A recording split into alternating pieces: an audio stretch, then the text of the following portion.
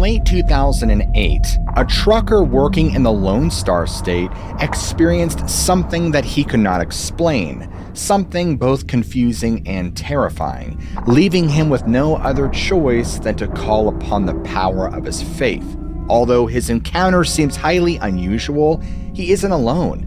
In fact, hundreds, if not thousands, of long-haul truckers throughout the United States of America have experienced similar supernatural events while traveling the lonesome roads, and these stories are no different. You won't want to miss this one.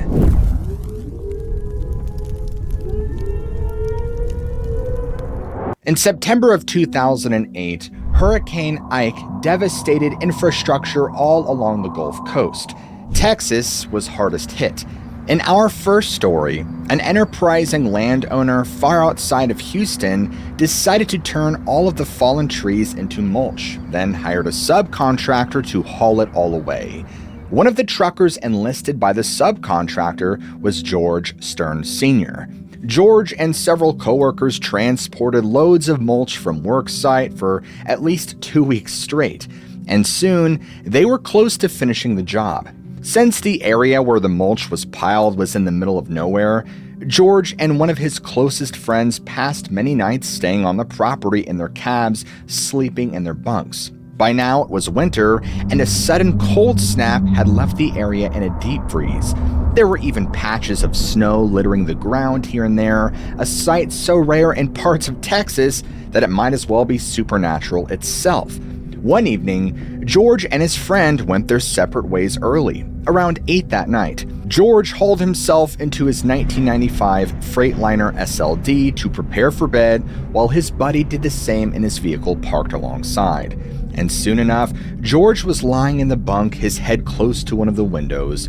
All he wanted to do was get some sleep so he could rise early the next morning. Little did he know that he would spend the night terrified. It all started when a ferocious wind whipped up outside, and in the space of a few moments, the area had gone from calm to absolutely chaotic. George said that the wind blew with such strength that he half wondered if the truck might tip over. He estimated that the gust might have blown as strong as 60 miles per hour or even more. As concerning as the force of the wind was, the sound that it made was equally alarming. Each blast brought with it a deep, bellowing howl that sounded less like the weather and more like an animal. And so George cowered in his truck, waiting for the wind to die down, laying there listening to the shrieking wind. And as he did so, he noticed another noise, subtler than the rest, just underneath the barrage of the wind. George knew it was impossible. The only people on the property were himself and the other trucker, but for the life of him, it sounded like there were voices coming from outside, and it seemed to be coming from the other side of the window near his head. What's all the commotion, he wondered to himself. Who on earth is over here making noise at my head? It's just me and my buddy over here in the truck. And instantly, in the back of his mind, he remembered the rumors that people had shared with him how the property held dark secrets of its own. Supposedly, there was an old burial ground in the area. George had thought little of those silly ghost stories when he first heard them, but now, listening to the racket coming from outside, he was really beginning to have his doubts about his skepticism. George strained his ears, and it was unmistakable. Someone out there in the freezing cold and violent weather was speaking aloud. Yet, as distinctive as the voice was, George could not make out any words, and so George just thought to himself, man, this is crazy. And that was when things began to escalate. He felt like a hand come through the side window, which is the window to the back of the truck, the little breathing window, and he felt a hand touching him on the head. And so he started throwing his elbow trying to hit the hand, and he's trying to shove the hand from off his head, and the touch went away. He had heard the wind pick up some more and somebody trying to open the door to his truck. And at this point, he was so frightened he didn't say anything. Fortunately, the truck was fully locked and he had all the windows wound up and a plastic bag on the brake lever. And the wind, it's just howling outside the truck and is making this horrible noise. And the way that he was lying down, George's back was situated towards the front of the truck. This meant that he couldn't see what, if anything, entered the cab, but he could feel it. and George swears that he noticed an immense, indescribable pressure settle over his whole body. It seemed intent on pinning him to the bed. He immediately found himself unable to move. George isn't ashamed to admit that he instantly broke out into tears and began shouting out loud, declaring, "Lord Jesus Christ of Nazareth, have mercy. The blood of Jesus is upon you." George kept repeating the phrase, speaking louder and louder each time, but finding his tongue growing more and more sluggish with each repetition. Initially, he could no longer speak, and George could only channel all of his strength and form the most forceful thought he could. "The blood of Jesus is against you. The blood of Jesus is against you." At last, he could not say how long it was, the force pressing George into the bed relented. The moment it lifted, two inexplicable things occurred in rapid succession. First, curtains hung along the window shook as if thrown back by an invisible hand. Secondly, a sharp, incisive noise filled the cab. George described it as a thwip and compared it to the sound of a knife slicing into something. He ventured a guess that it was the sound of the presence leaving through the door, though he did not see anything to confirm this. Now, as soon as he was free, George turned on all the interior lights, grabbed his Bible, and spent the rest of the night in prayer, reading and reciting prayers, till around 3 a.m. His friend awoke, saw the lights on in George's cab, and obviously, the rest was history. The following day, they discussed the events of the night prior. His friend had neither seen nor heard anything, and not even George's blood-curdling screams, which certainly should have been loud enough to wake him.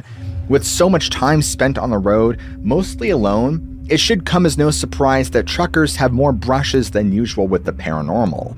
As mile after mile slips into the rearview mirror, the sheer amount of ground that they cover increases the likelihood that they're going to see something strange. Add to this the fact that supernatural sightings often take place on roadways, and you have a recipe for a group of people whose occupations offer them more opportunities to encounter the unusual more than anyone else. Eerily, the nature and identity of the presence stalking poor George that evening remains a mystery.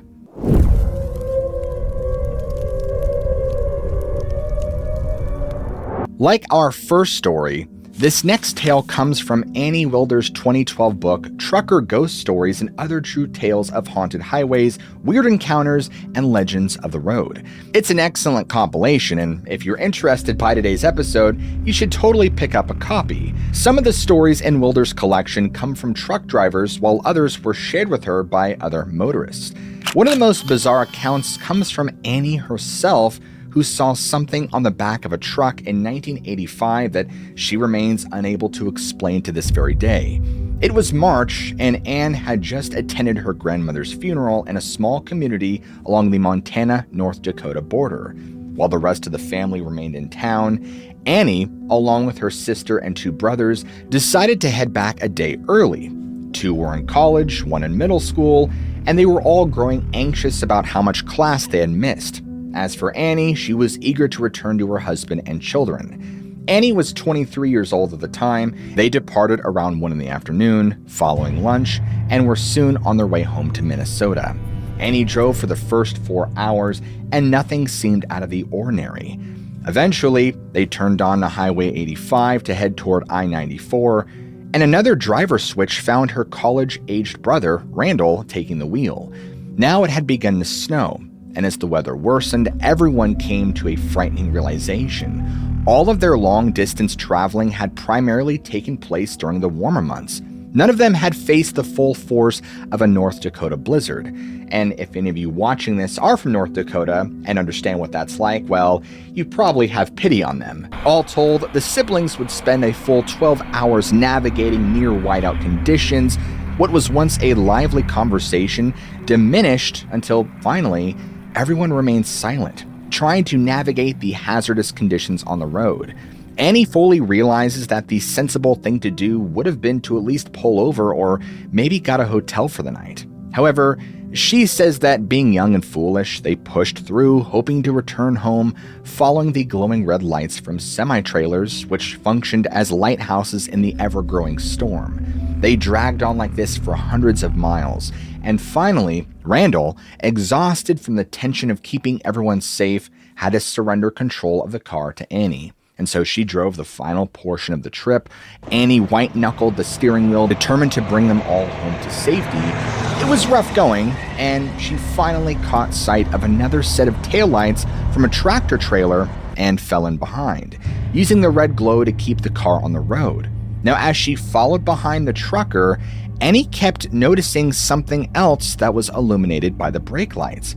Her initial response was to dismiss it as a rag or tarp tied to the back, just waving in the wind, but as she looked, she slowly started to understand how wrong she was.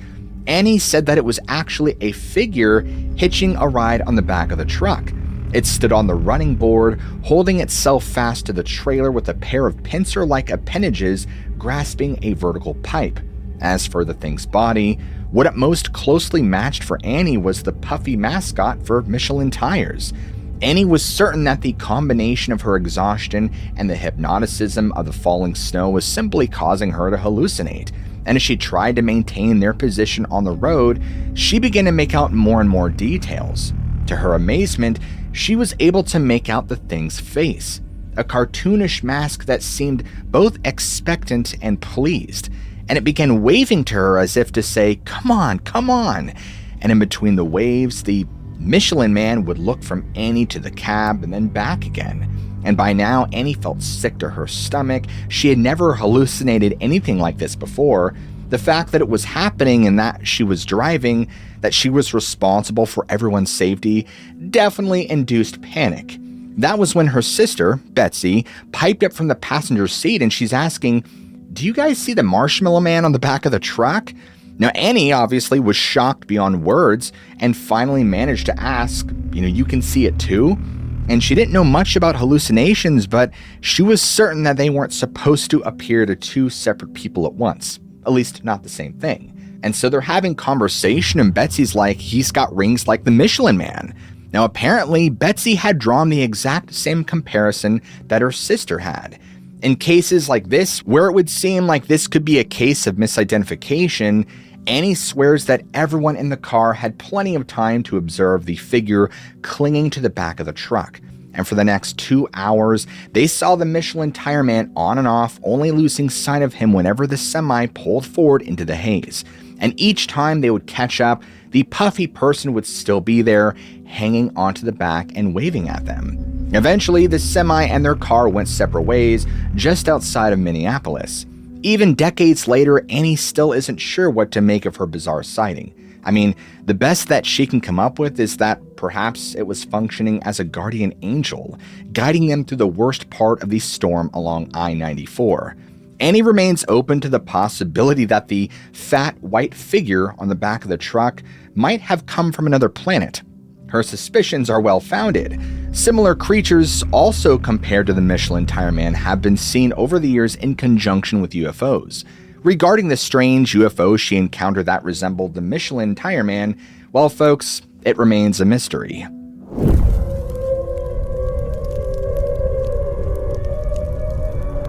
The most famous sighting, well, there are at least a dozen, in fact, happened just 10 years prior to Annie's experience. On February 14, 1975, Antoine Severin saw several beings, each no more than 3 feet tall, emerge from a landed craft on France's Réunion Island. Each was described as wearing a shiny suit composed of horizontal rolls. At the time, Antoine described their appearance using the exact same words that Annie Wilder would. They all looked like the Michelin tire man. Sometimes the horror starts once the truck stops. For 20 years, Suraj Shea is a long-distance trucker. He thought he had seen it all until one night while stopping en route to Missoula, Montana, things got a little strange. It was getting late, and Suraj was heading north on I-25 and was in Wyoming, only about 40 miles below the Montana state line. He still had a ways to go, but was tired enough to know that it was best to stop and get a little shut-eye. Suraj pulled over at the first truck stop he could find, and soon he began to doze off. He hadn't been laying there very long, however, maybe only about 20 minutes before something brought him fully awake. There was a noise, and quickly he pinpointed where it had come from, the roof of his truck. And so he looked at the clock and it read 1 in the morning. Unless it was an owl or something, it didn't make any sense that it was a bird. More curious than afraid, Siraj stepped outside of his cab to investigate, and all around him was just an empty expanse of blacktop. Here, in the middle of the parking lot, there were no trees that could have scraped his roof and caused a noise like he had heard, so he just continued to examine his surroundings. The truck stop seemed pretty deserted overall. There didn't seem to be that many semis around, and the station itself seemed lifeless. With a shrug, he returned to his cab, and in a few moments, he was snuggled back in bed, ready to put the entire incident behind him. That was when it happened again. Yet this time, the sound repeated numerous times in a row, and as he listened, he could only compare the noise to someone walking on the top of his truck. He once more hopped outside to investigate and yet again came up empty-handed. This process of stepping outside, finding nothing, and returning only to hear more sounds from the roof continued again and again. Sometimes, it sounded like something was throwing rocks at the side of the truck. Finally, frustrated and frightened, he climbed back into the driver's seat, cranked his truck, and turned on his two fans as loud as he could to drown out the commotion. To this day, he has no idea who or what bothered him that night, but he is certain of one thing. Something did land on his truck that evening in Wyoming. Luckily, it seemed to vanish by the time dawn broke, and he headed the rest of the way up I-25. The identity of the entity Sarge dealt with that evening, well, it remains inconclusive.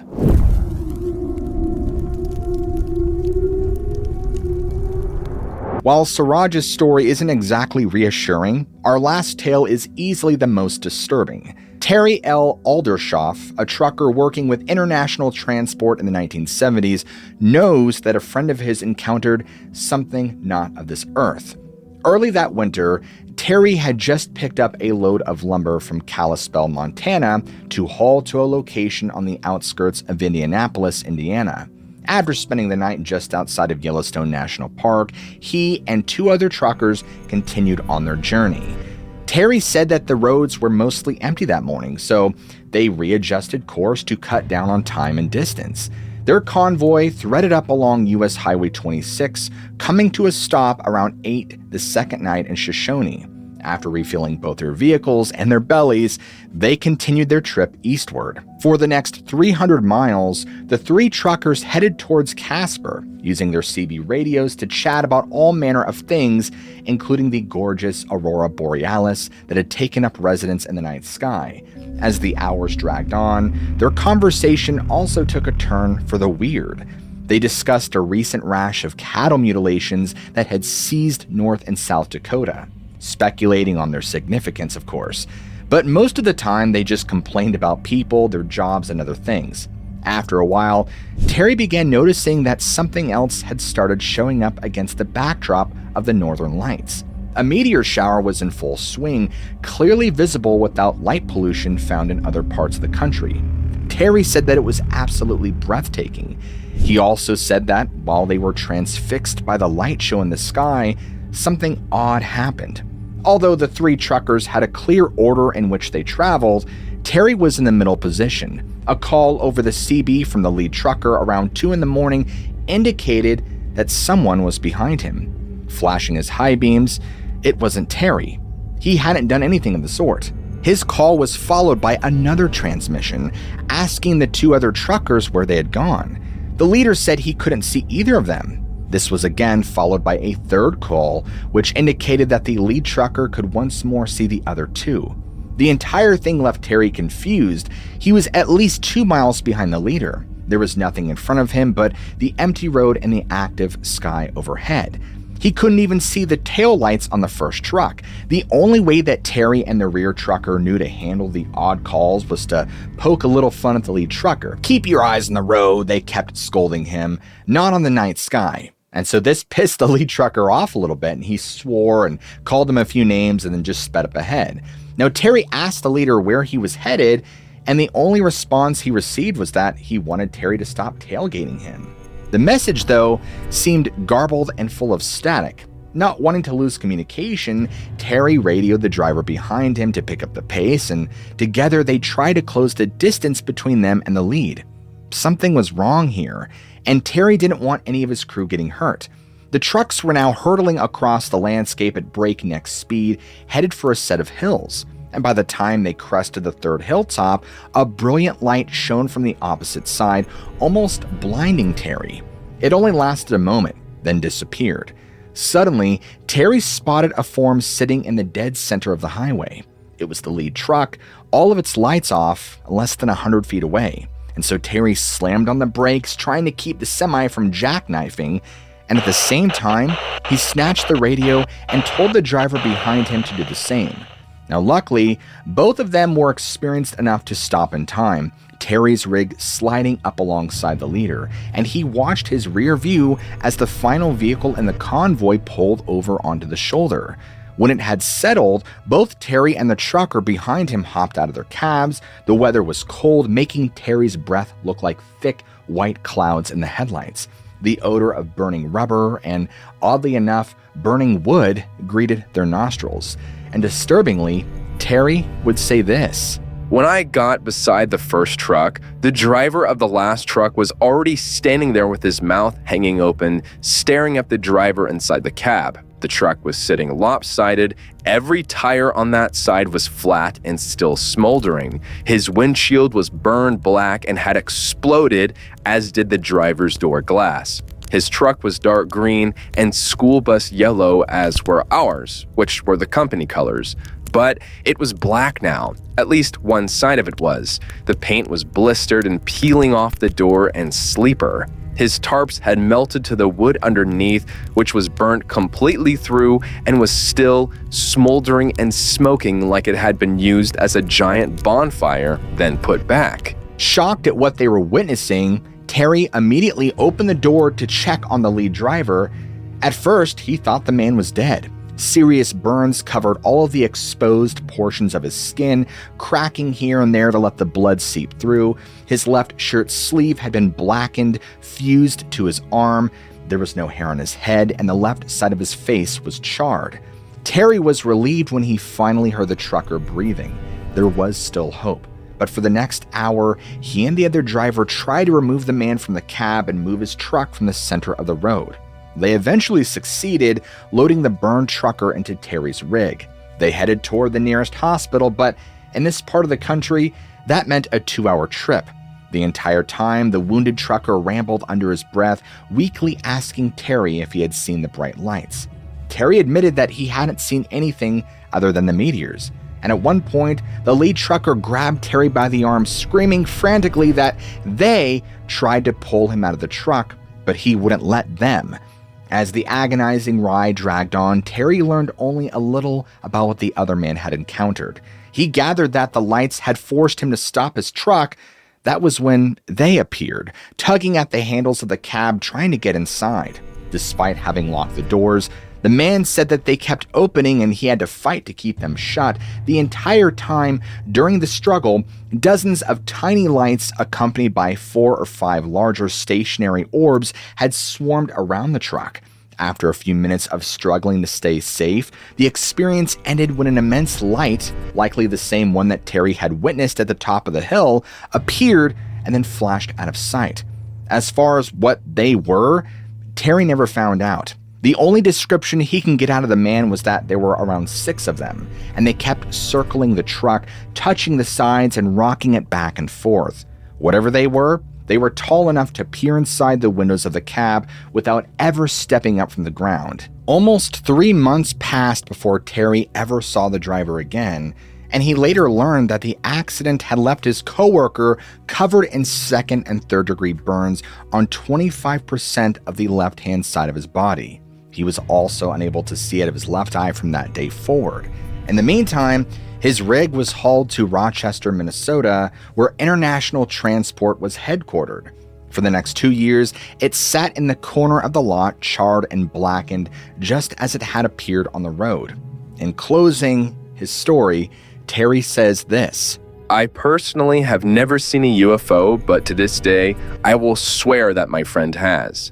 And because you guys have made it this far into the episode, I want you to all comment down below, "Get trucked," so that way I know who made it to the end of the episode and who didn't.